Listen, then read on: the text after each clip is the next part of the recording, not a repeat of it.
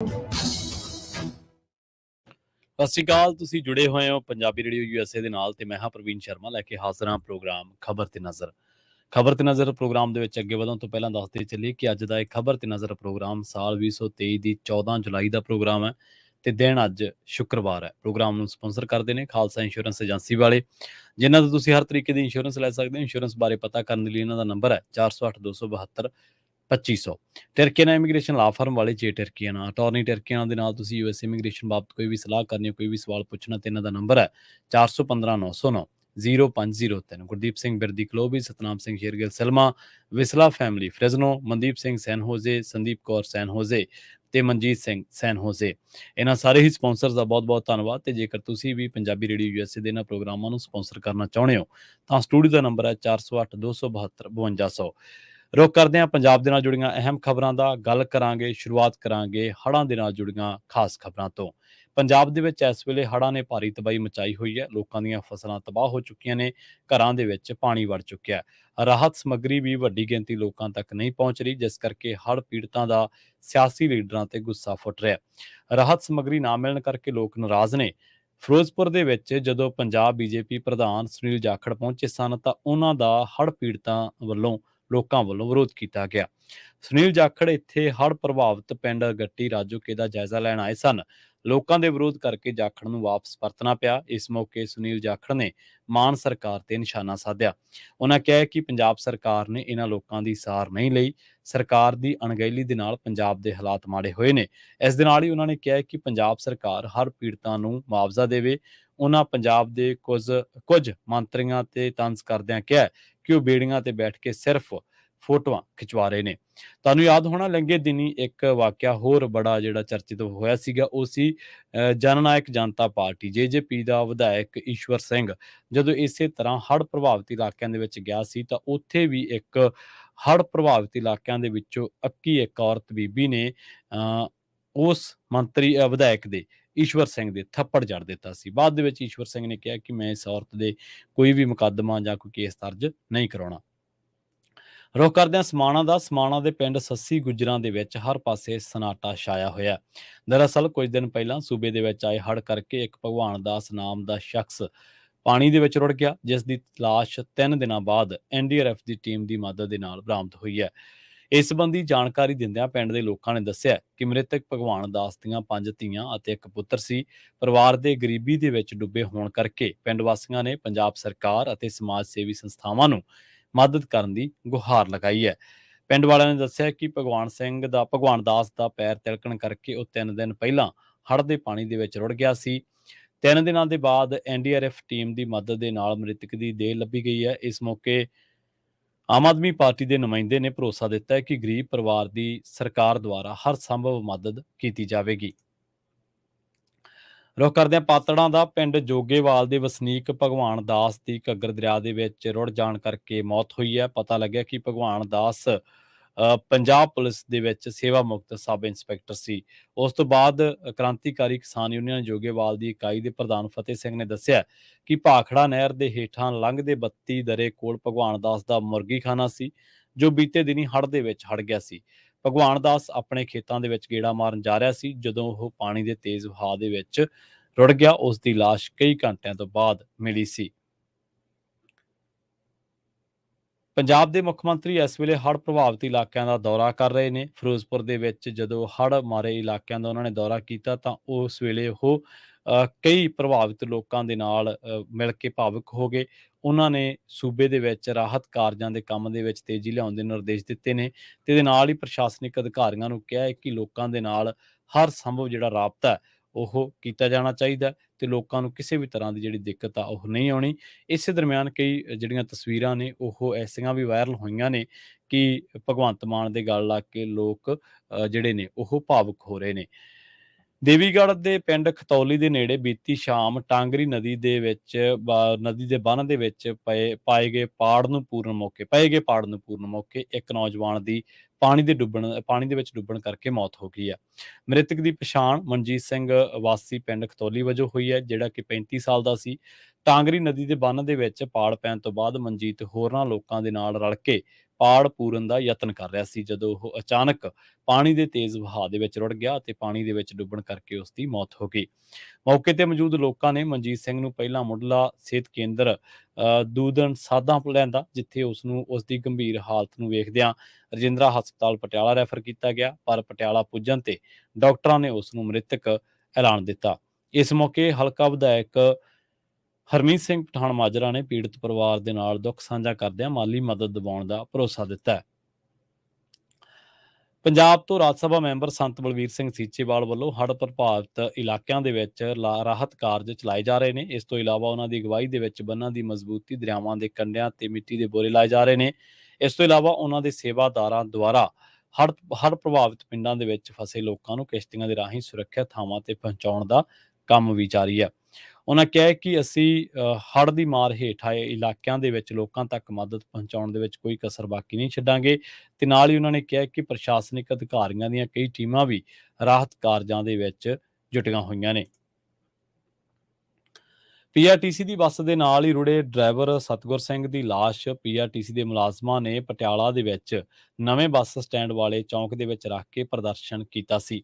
ਮ੍ਰਿਤਕ ਪਿੰਡ ਰਾਏ ਧਰਾਨਾ ਦਾ ਵਸਨੀਕ ਸੀ। ਉਂਝ ਇਸ ਬੱਸ ਦੇ ਕੰਡਕਟਰ ਜਗਸੀਰ ਸਿੰਘ ਦੀ ਵੀ ਮੌਤ ਹੋਣ ਬਾਰੇ ਪਤਾ ਲੱਗਿਆ। ਪ੍ਰਦਰਸ਼ਨਕਾਰੀ ਮੁਲਾਜ਼ਮ ਮ੍ਰਿਤਕਾਂ ਦੇ ਵਾਰਸਾਂ ਨੂੰ ਨੌਕਰੀ ਅਤੇ 1 ਕਰੋੜ ਰੁਪਏ ਦੇ ਮੁਆਵਜ਼ੇ ਦੀ ਮੰਗ ਕਰ ਰਹੇ ਸਨ।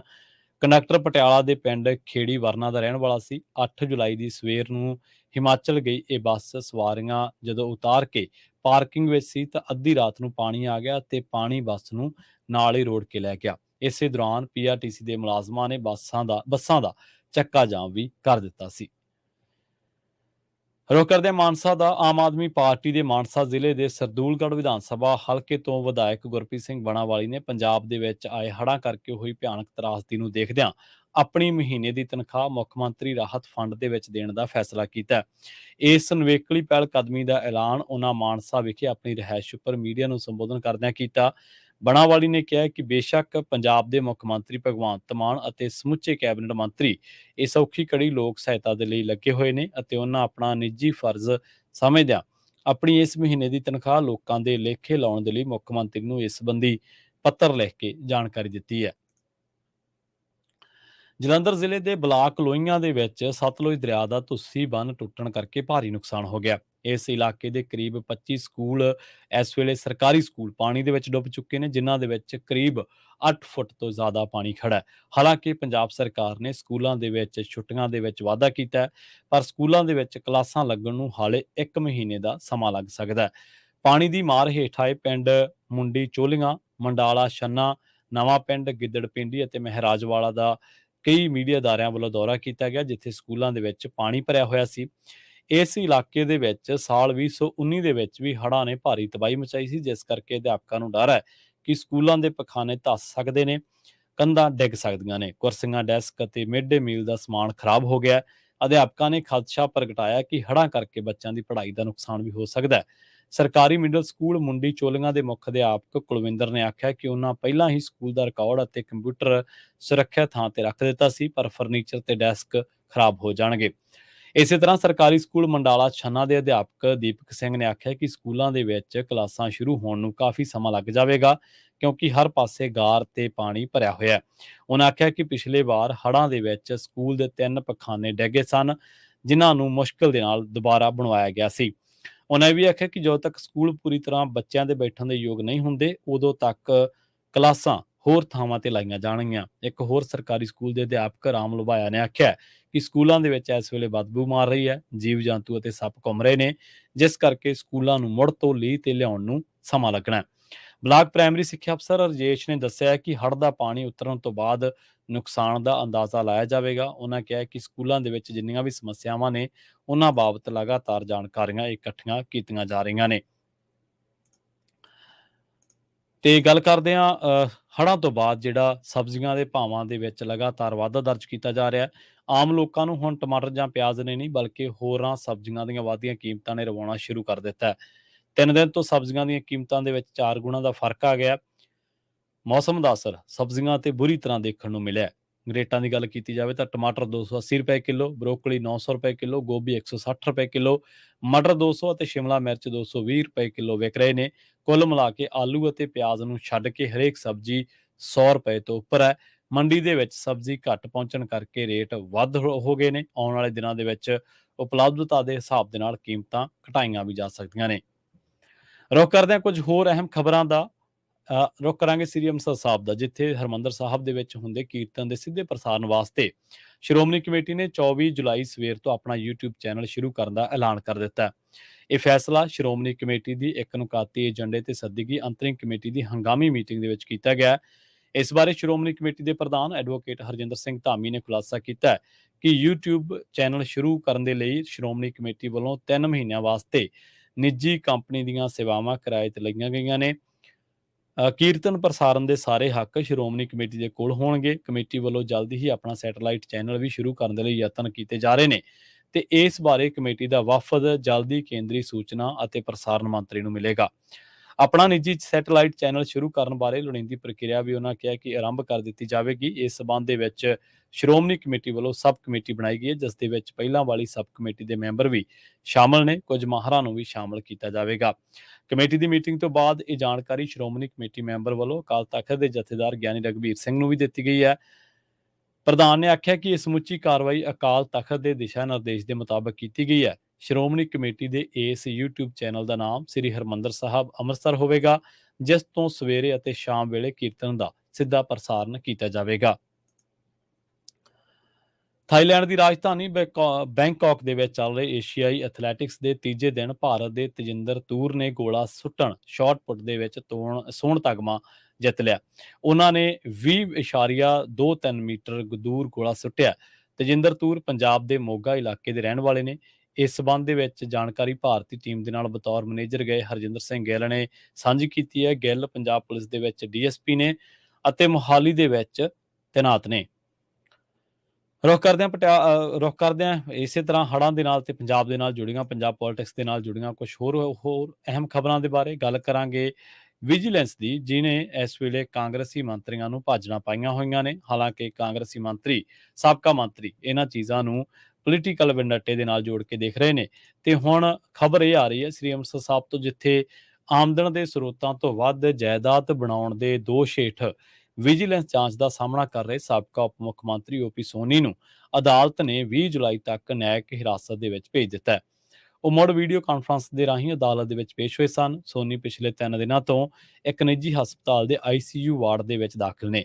ਅਦਾਲਤ ਦੇ ਆਦੇਸ਼ ਤੇ ਉਸ ਦੀ ਮੈਡੀਕਲ ਜਾਂਚ ਵਾਸਤੇ 3 ਮੈਂਬਰੀ ਮੈਡੀਕਲ ਬੋਰਡ ਨੇ ਆਪਣੀ ਸੀਲਬੰਦ ਰਿਪੋਰਟ ਅਦਾਲਤ ਨੂੰ ਸੌਂਪ ਦਿੱਤੀ ਹੈ। ਸੋਨੀ ਦੇ ਵਕੀਲ ਪ੍ਰਦੀਪ ਸੈਣੀ ਨੇ ਦੱਸਿਆ ਕਿ ਅਦਾਲਤ ਨੇ ਰਿਪੋਰਟ ਤੇ ਵਿਚਾਰ ਕਰਨ ਤੋਂ ਬਾਅਦ ਉਸ ਨੂੰ 20 ਜੁਲਾਈ ਤੱਕ ਨਿਆਇਕ ਹਿਰਾਸਤ ਦੇ ਵਿੱਚ ਭੇਜ ਦਿੱਤਾ। ਉਸਨੇ ਦੱਸਿਆ ਕਿ ਅਦਾਲਤ ਨੇ ਆਖਿਆ ਕਿ ਜਦੋਂ ਤੱਕ ਉਹ ਹਸਪਤਾਲ ਦੇ ਵਿੱਚ ਜ਼ੇਰੇ ਇਲਾਜ ਹੈ, ਉਸ ਕੋਲੋਂ ਪੁੱਛ ਪੜਤਾਲ ਨਹੀਂ ਕੀਤੀ ਜਾ ਸਕਦੀ। ਇਸੇ ਤਰ੍ਹਾਂ ਵਿਜੀਲੈਂਸ ਵੱਲੋਂ ਕਿੱਕੀ ਢਿੱਲੋਂ ਦੇ ਖਿਲਾਫ ਜਿਹੜਾ ਚਲਾਨ ਆ ਉਹ ਪੇਸ਼ ਕੀਤਾ ਗਿਆ। ਕਿੱਕੀ ਢਿੱਲੋਂ ਕਾਂਗਰਸ ਦੀ ਸਰਕਾਰ ਦੇ ਵਿੱਚ ਫਰੀਦਕੋਟ ਤੋਂ ਵਿਧਾਇਕ ਸਨ। ਵਿਜੀਲੈਂਸ ਬਿਊਰੋ ਨੇ ਫਰੀਦਕੋਟ ਦੇ ਸਾਬਕਾ ਵਿਧਾਇਕ ਅਤੇ ਪੰਜਾਬ ਪ੍ਰਦੇਸ਼ ਕਾਂਗਰਸ ਦੇ ਸੀਨੀਅਰ ਆਗੂ ਕੁਸ਼ਲਦੀਪ ਸਿੰਘ ਕਿੱਕੀ ਢਿੱਲੋਂ ਦੇ ਖਿਲਾਫ ਸਰੋਤਾਂ ਤੋਂ ਵੱਧ ਜਾਇਦਾਦ ਬਣਾਉਣ ਦੇ ਮਾਮਲੇ ਦੇ ਵਿੱਚ 1158 ਪੰਨਿਆਂ ਦਾ ਚਲਾਨ ਸਪੈਸ਼ਲ ਜੱਜ ਰਾਜੀਵ ਕਾਲੜਾ ਦੀ ਅਦਾਲਤ ਦੇ ਵਿੱਚ ਪੇਸ਼ ਕਰ ਦਿੱਤਾ ਹੈ। ਅਦਾਲਤ ਇਸ ਕੇਸ ਦੀ ਅਗਲੀ ਸੁਣਵਾਈ 19 ਜੁਲਾਈ ਨੂੰ ਕਰੇਗੀ। ਨਿਯਮਾਂ ਦੇ ਮੁਤਾਬਕ ਸਾਬਕਾ ਵਿਧਾਇਕ ਦੇ ਖਿਲਾਫ 60 ਦਿਨਾਂ ਦੇ ਅੰਦਰ ਚਲਾਨ ਅਦਾਲਤ ਦੇ ਵਿੱਚ ਪੇਸ਼ ਹੋਣਾ ਲਾਜ਼ਮੀ ਸੀ ਅਤੇ ਵਿਜੀਲੈਂਸ ਨੇ 2 ਦਿਨ ਪਹਿਲਾਂ ਹੀ ਚਲਾਨ ਅਦਾਲਤ ਦੇ ਵਿੱਚ ਪੇਸ਼ ਕਰ ਦਿੱਤਾ ਹੈ। ਕੁਸ਼ਲਦੀਪ ਸਿੰਘ ਢਿੱਲੋਂ ਇਸ ਵੇਲੇ ਨਾਭਾ ਦੀ ਜੇਲ੍ਹ ਦੇ ਵਿੱਚ ਨਜ਼ਰਬੰਦ ਨੇ ਅਤੇ ਫਰੀਦਕੋਟ ਅਦਾਲਤ ਉਹਨਾਂ ਦੀ ਜ਼ਮਾਨਤ ਅਰਜ਼ੀ ਰੱਦ ਕਰ ਚੁੱਕੀ ਹੈ। ਜਾਣਕਾਰੀ ਦੇ ਮੁਤਾਬਕ ਵਿਜੀਲੈਂਸ ਨੇ ਚਲਾਨ ਦੇ ਵਿੱਚ ਖੁਲਾਸਾ ਕੀਤਾ ਕਿ ਕੁਸ਼ਲਦੀਪ ਸਿੰਘ ਢਿੱਲੋਂ ਨੇ ਆਪਣੇ ਸਰੋਤਾਂ ਦੇ ਨਾਲੋਂ 8 ਕਰੋੜ ਰੁਪਏ ਦੀ ਵੱਧ ਜਾਇਦਾਦ ਬਣਾਈ ਹੈ ਤੇ ਇਸ ਤੋਂ ਇਲਾਵਾ ਪਿੰਡ ਮਮਾਰਾ ਦੇ ਵਿੱਚ 42 ਏਕੜ ਬੇਨਾਮੀ ਜਾਇਦਾਦ ਖਰੀਦੀ ਹੈ। ਇਸ ਕੇਸ ਦੇ ਵਿੱਚ ਸਾਬਕਾ ਵਿਧਾਇਕ ਦੇ ਕਰੀਬੀ ਗੁਰਸੇਵਕ ਸਿੰਘ ਨੀਲਾ ਅਤੇ ਰਾਜਵਿੰਦਰ ਸਿੰਘ ਦੇ ਖਿਲਾਫ ਵੀ ਪਰਚਾ ਦਰਜ ਕੀਤਾ ਗਿਆ ਸੀ, ਪਰ ਵਿਜੀਲੈਂਸ ਅਜੇ ਤੱਕ ਇਹਨਾਂ ਦੋਨਾਂ ਜਣਿਆਂ ਨੂੰ ਗ੍ਰਿਫਤਾਰ ਨਹੀਂ ਕਰ ਸਕੀ। ਪਤਾ ਲੱਗਾ ਕਿ ਇਹਨਾਂ ਦੋਵਾਂ ਮੁਲਜ਼ਮਾਂ ਦੇ ਵਿੱਚੋਂ ਇੱਕ ਨੂੰ ਵਾਅਦਾ ਮਾਫ ਗਵਾਹ ਬਣਾਉਣ ਦੇ ਲਈ ਚਾਰਾਜੋਈ ਵਿਜੀਲੈਂਸ ਕਰ ਰਹੀ ਹੈ ਤਾਂ ਜੋ ਬੇਨਾਮੀ ਜਾਇਦਾਦ ਦੇ ਸਬੰਧ ਸਾਬਕਾ ਵਿਧਾਇਕ ਦੇ ਨਾਲ ਜੋੜੇ ਜਾ ਸਕਣ। ਵਿਜੀਲੈਂਸ ਦੇ ਮੁਤਾਬਕ ਵਿਧਾਇਕ ਹੁੰਦਿਆਂ ਕੁਸ਼ਲਦੀਪ ਸਿੰਘ ਢਿੱਲੋਂ ਦੀ ਜਾਇਦਾਦ ਦੇ ਵਿੱਚ 242 ਗੁਣਾ ਦਾ ਵਾਧਾ ਹੋਇਆ। ਇਸ ਦੇ ਨਾਲ ਹੀ ਪ੍ਰੋਗਰਾਮ ਖਬਰ ਤੇ ਨਜ਼ਰ ਦੇ ਵਿੱਚ ਇੰਨਾ ਹੀ। ਮੈਨੂੰ ਪ੍ਰਵੀਨ ਸ਼ਰਮਾ ਨੂੰ ਇੱਥੇ ਦਿਓ ਇਜਾਜ਼ਤ। ਜੁੜੇ ਰਹੋ ਪੰਜਾਬੀ ਰੇਡੀਓ ਯੂਐਸਏ ਦੇ ਨਾਲ ਤੇ ਆਖਿਰ ਦੇ ਵਿੱਚ ਇੱਕ ਵਾਰ ਫਿਰ ਤੋਂ ਤੁਹਾਨੂੰ ਸਭ ਨੂੰ ਪਿਆਰ ਸਤਿਕਾਰ ਸਹਿਤ ਸਤਿ ਸ਼੍ਰੀ ਅਕਾਲ।